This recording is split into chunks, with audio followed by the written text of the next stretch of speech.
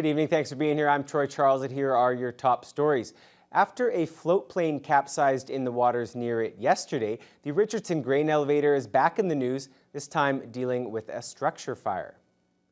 Firefighters spent Sunday afternoon battling the blaze. Smoke could be seen pouring from the top level of the structure as emergency crews doused the hot spot with water and got the fire under control. As of now, there's no word on the reason for the fire, how much damage was caused, or if anyone was hurt in the incident.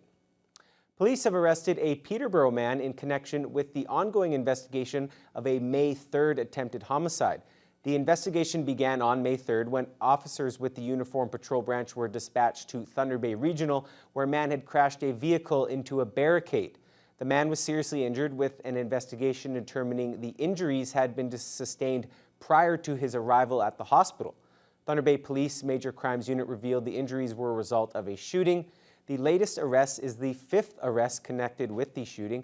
26-year-old Brandon Wayne Kelly faces 7 charges, including attempted murder. He appeared in bail court Sunday with a future appearance date of June 17th. Federal Health Minister Patty Hajdu says her government has considered the possibility of conducting COVID testing for people entering Canada once the U.S. border eventually opens. Right now, the borders are closed to non-essential travel, but remain open for commercial vehicles and other essential users. Canadians currently on the U.S. side are allowed to come home, but there's a mandatory 14-day quarantine for those situations. Some have questioned why people aren't able to have a COVID test done right when they cross, and if the test comes back negative in a couple days, why they would have to continue to quarantine. Hajdu says that's something they're looking at, but it's not that simple. That's certainly one of the things that are being one of the focuses of other countries is using negative tests as a sort of proof, if you will, that someone is not infected with coronavirus. As I said earlier, though, we are aware that the challenge is that there are false negatives, in particular if you test at the wrong time of someone's disease. So I would say that might be a component of a health screen, but it wouldn't be what we would put all our cards on. I think from my perspective, it is really a few things. One, really having a better capacity at all our border entries, it's particularly the very busy ones, to have more public health officers to support CBSA to do a deeper dive if people are feeling unwell or presenting unwell. But secondly, I think really being able to understand where people are going in the country so that we can do a better job of tracking and tracing should someone become ill. And we've started that process, as you know, at the borders now. But like I said, I think these are evolving conversations. We'll also have to be really aware of what the international community is doing. For example, International Association of Transport. So those kinds of international organizations, as you know, will have a certain standard, hopefully, that will be developed so that countries will know what to expect of one another. But it really is a brave new world, international travel, and we're all trying to figure it out together. The town of Atikokan has received funding for a number of projects, both to keep residents and to attract more to the town. Corey Nordstrom explains.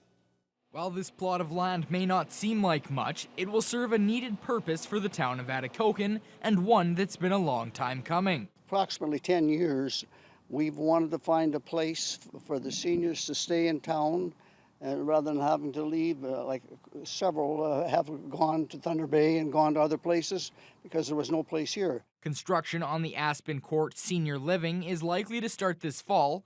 Atikokan Mayor Dennis Brown says Community Living Atikokan were the main proponents of the building and are close to securing $12.5 million from the Canadian Mortgage and Housing Corporation for the $14 million project. They have a July 31st deadline to finish a number of components to secure that funding and are going to need community support and to fundraise in order to move along with the project. It's going to be called the Aspen Court for Seniors Living. There will be 38 apartments. I believe 31 of them are going to be 2-bedroom apartments and 7 are going to be 1-bedroom apartment. And there will be 11, I think, of the units will be rent guaranteed income. Events in the town will also receive a significant boost thanks to some FedNor funding. The Atikokan Economic Development Corporation received nearly $172,000 to hire a community economic development officer for a 3-year period. Also $185,000 for a mobile event stage, and $82,000 to implement a tourism marketing plan, including new media and signage. Tourism is important to our community, and anything we can do to have a facility where we can move from place to place, depending on what's happening, I think that's important. Additionally, the White Otter Castle, an Atikokan hidden gem, is going to get some upgrades. The Friends of White Otter Castle group is getting $185,000 to refurbish the 106-year-old three-story beacon on White Otter Lake. Corey Nordstrom, TVT News. Town of Rainy River has decided to open its park. Town Council had been mulling over the decision for a while, with worry about opening Hannam Park, which includes multiple boat launches on an international waterway. Reopening became official on Monday, with many towns opening up a portion of their parks weeks ago. Residents of the town of 1,000 will now be able to use the municipal docks to swim and fish, the horseshoe pit, and the campground. Mayor Debbie Wald says the town is still going to keep their beach closed, and like most other places, are holding off on opening their playground equipment, wading pool, and washrooms. Like, you have to do such intensive cleaning with the bathrooms and on the play structures and stuff. It's just not feasible right now. So we'll just wait, and as soon as playgrounds are opened up elsewhere, we'll be opening that part of this too. The town also runs a kiosk serving chip truck style foods. It will reopen once they hire summer students, with social distancing and other policies in place. Now, because of COVID-19, graduating high school students in the region have gotten the short end of the stick. So, members of the Lakehead Antique Car Club knew they needed to make the winner of their annual high school bursary feel special. And last week, that's exactly what they did when they gathered for a block party to recognize the hard work of a recent graduate from St. Ignatius High School. And invite Amina Ropanen from St. Ignatius High School. This year's winner of our bursary. That's Amina Ropanen. She is the recipient of this year's Lakehead Antique Car Club bursary, and she was quite surprised to realize that this gathering was actually all for her.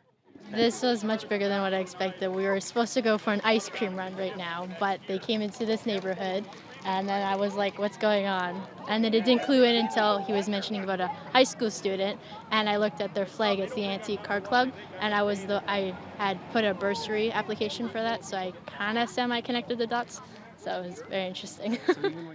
Ropanen applied for the bursary back before the school year was canceled. She was working with her grandpa on his car, replacing some brake pads, and after that really started taking a liking to car mechanics. With everything going on during the pandemic, she said it has been tough missing out on a lot of grad activities, but this gesture really meant a lot. It was I can't even explain, because it's so nice because, we're in this pandemic. I didn't expect anything like grand or anything, but then this happened, and it was just really nice to see the community pull through for something so, I don't know, it's very, very nice. The Lakehead Antique Car Club has been around for over 60 years, and Keith Scott is one of their directors. Every year they hand out a bursary to a graduating senior, and Scott said Amina's interest in cars was exciting to see, and that the club wanted to make sure she felt celebrated. The best we could do was schedule an event where we included this person. So in this case, she didn't get to walk across the stage, but she met us in the middle of an intersection and hopefully was rewarded for her efforts and her career at school before she heads off to the post-secondary education that hopefully we're contributing a little to financially. Next fall, Ropanen is going to take a one-year automotive course, and she hopes one day to own her own mechanic shop, which is definitely great news for all the car club members. Local baseball and soccer teams have returned to the fields as a part of Phase 2 of the Thunder Bay region reopening. The Thunder Bay Lakers hit the diamond for the second straight day, with players and coaches still adjusting to the new practice regulations. Avery McRae has that story. So how excited are you to finally be back on the field, especially hanging out with all your buddies again? That's awesome. Love to play. It's really fun. Lakers second baseman Carter Campbell is just happy to be back on the diamond. The Thunder Bay Lakers held their second practice today, easing slowly back into action. In a normal year, most of the players would still be playing hockey on top of baseball, But due to COVID-19, many of the athletes haven't played sports in nearly 3 months. Head coach Kevin McCallum knows getting back on the diamond is good for the boys' overall health. Wanting to be around their friends, right, is I think it's good for their mental health, and as well, it's pretty funny. The kids that came this morning, that came to practice yesterday, they're sore, and I got a few 45-year-old, 12-year-olds right now that are in pain from running a little bit yesterday. But it's good for their health and to be back out here for sure. It's just good to see the smiles on their faces. Among the many changes in practice is increased water breaks to give kids the opportunity to re-sanitize their hands. Players are also to not share any equipment, including baseball bats. Regular dugout benches are also not to be sat on, with players bringing their own chairs to sit on. As long as these measures are followed, Thunder Bay's medical officer of health, Dr. Janet DeMille, feels comfortable seeing teams back on the field.